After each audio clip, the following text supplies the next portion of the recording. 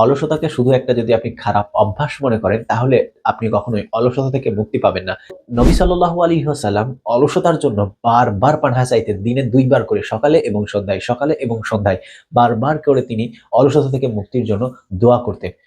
এটা একটা ভয়ংকর গুনাহ হিসেবে যদি আমরা দেখি, এটা খুব ভয়ংকর যদি পাপ হিসেবে দেখি, তাহলে আমরা অলসতা থেকে বেঁচে থাকতে পারবো।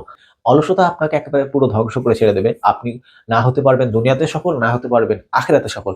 আপনি একজন ভালো ব্যবসায়ী হতে পারবেন না, একজন ভালো স্টুডেন্ট হতে পারবেন না, একজন ভালো আলেম হতে পারবেন না, কিংবা আপনি একজন ভালো স্ত্রী হতে পারবেন না, ভালো হাসব্যান্ড হতে পারবেন না। আপনি অলসতা করলে আপনার জীবন একেবারে ধ্বংস হয়ে যাবে। তাই আমরা চেষ্টা করব অলসতা থেকে বেঁচে থাকার।